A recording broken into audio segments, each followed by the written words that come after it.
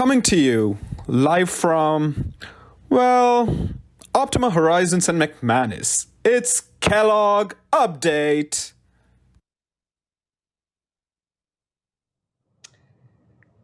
Good evening, Kellogg. I'm Allison Fachetti. And I'm Abhishek Ravi. Welcome to the first ever virtual Kellogg Update. I have to admit, telling a bunch of jokes over Zoom to absolute pin drop silence is going to be kind of strange. As someone who tried to be an improv comedian in Singapore, I'm sure you're used to silence. Wow. Well, anyway, for those of you who are still with us, we'd like to thank Quarantine for giving you nothing better to do on a Saturday night. And with that, let's get to our top news stories. The sudden news of a 3-week spring break and virtual quarter saw ambitious Type A Kellogg students set lofty goals. Everyone wanted to learn a new language, buy a Peloton, foster a puppy, start a company, and volunteer virtually. But in true Kellogg fashion, students dropped all of those commitments, donned sweatpants, and spent all their time baking. Well, I guess for some people, quarantine has still been the best thing since sliced bread. Wow. I'm glad people had the option to buy a $0 ticket for the show. In other news, the Kellogg administration finally announced that classes would be going virtual for the entire quarter. Angry Kellogg students took to complaining on Kellogg's version of the YouTube comment section. The general. They had a list of demands, including full refund of tuition. Though most of them were sponsored consultants anyway. With the right to audit any class they wanted. Despite not showing up for classes they're already enrolled in. And full transparency into Kellogg's financial statements. Despite having never looked at a financial statement their entire life. We aren't a finance school. First of all, it's pronounced finance. And secondly, it's not just the students who need finance cases. They'd be great for whomever is managing Northwestern's very illiquid $11 billion endowment. Well, now to bring us someone who actually knows something about finance, to bring us an update on the more personal impacts on quarantine, we have our relationship correspondent, Paul, a second-year JV. Thanks so much for having me. Paul, it says here you're joining us now from the weird end of the kitchen counter blocking the fridge. Yeah, it turns out having an actual paying job still doesn't ensure you get to use the actual desk for working. Brutal. Why don't you tell us a little bit more about what life has been like under quarantine? Well, I'm still working 15 hours a day, trying to adapt to a new virtual work culture, and I have a product release coming up with my SVP later this month. No, but how has it changed your Kellogg experience? Oh, sorry.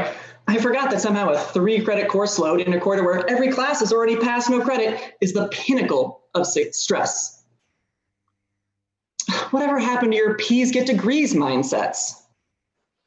Actually, Allison, Abhishek, if you don't mind, can we drop the bit for a second? Sure, Pearlman. What's up?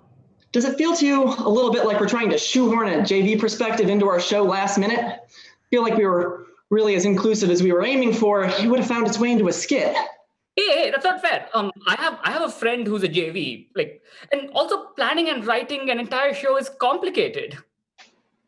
You guys sound exactly like a professional club trying to announce their all-male leadership team. But it's good that the whole school has kept this in mind and worked to improve. Looking at you, all-male crisis management presentation team. But the two of you have shown there's more work to be done. And next year, us first years in Special K will be here to do it. Wait, what? It can't be time to graduate already. I'm too pretty to go back to work. Thank you, Michael Pearlman, everyone. In other news, Quest exec has been hard at work planning a domestic quest by only letting us visit locations within this giant boob. Quest leaders can choose from wonderful locations such as Holland in Michigan, Cairo, Illinois, Paris, Wisconsin.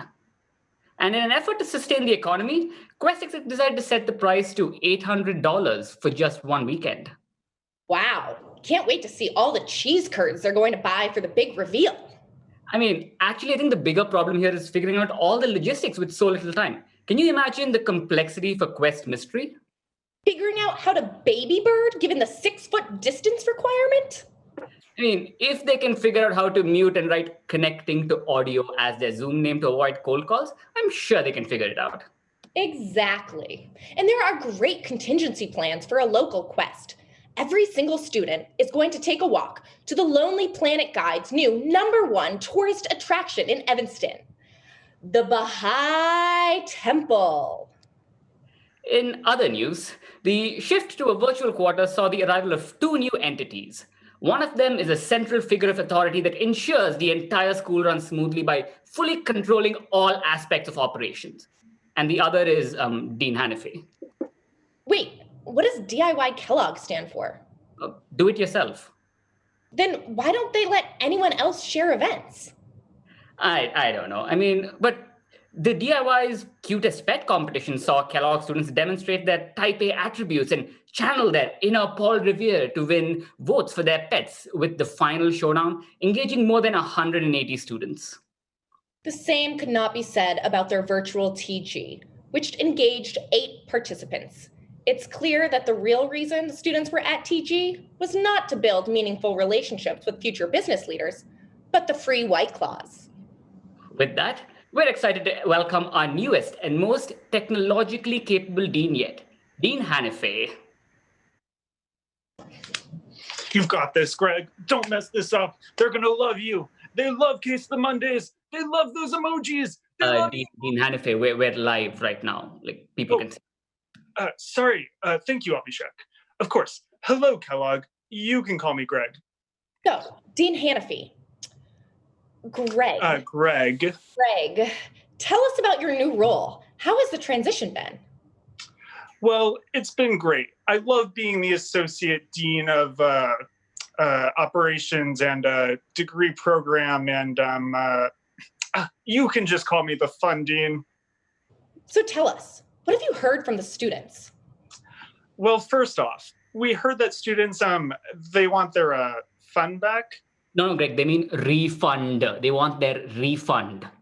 No, I heard fun, and I'm the fun dean. So to that end, I created Case the Mondays.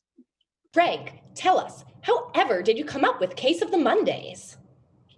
Well, I asked my kids what's in these days, which left me with no choice but to do a playing challenge and to tell the story of my life through emojis.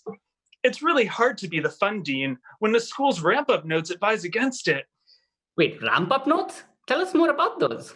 Oh, well, they say there's too much travel. A weekend in Colombia, Red Watt Rocks for the night, Oktoberfest during the quarter. They're saying these trips are not really inclusive.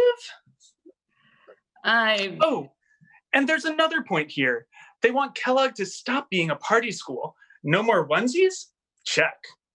I guess partying this quarter has been pretty challenging. Oh, and there's a section at the bottom here with tips and tricks. Let me see. It says, never, ever let anybody bone you. Huh, what does boning mean? Let's move on to our final topic, a live Q&A from the audience. All right, I have a few questions here which have come in from Slack. And the first question to you, Dean Hannafy, is, will the candy bowl ever come back? Well, that's a very thoughtful question. Oh, and I see we have a diagram here.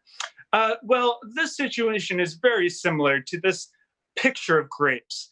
We once had a candy bowl full of juicy candy, but going forward, it will be all dried up.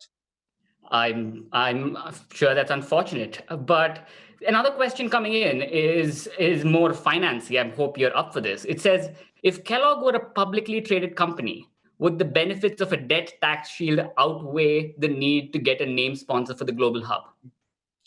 Well, usually I would defer to Corneli for the finance questions, but I'll take this one. To me, it's a bit like a screaming llama. Our tax shield would be terrifyingly large. So yes, we'd need no name sponsor. Thank you, Dean Hannafy, everybody. Thank you. The last big in-person Kellogg event before quarantine, CAB, or Charity Auction Ball, saw students donate over $120,000 of student loan money. However, the quarantine meant that most of these events ended up getting postponed or going virtual. Dusted or drink an unexpected small town establishment dry has turned into drink your unfortunate parents' liquor cabinet dry. Dinner with the Chopras is now basically a 6:30 to 9:30 p.m. operations class. And gays and bays is now, never mind, they were unsold anyway.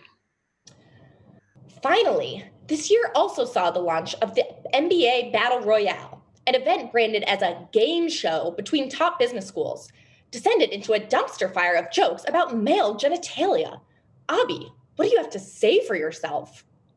Mom, I'm sorry I made you watch that, but congratulations on swearing in front of me for the first time in 28 years. With that, Kellogg, I hope you all stay safe. And if any of these jokes didn't make any sense, just remember that thanks to the stay-at-home order, every joke is now an inside joke. Thank you, everyone. This has been Kellogg Update Live. And you have our word on it.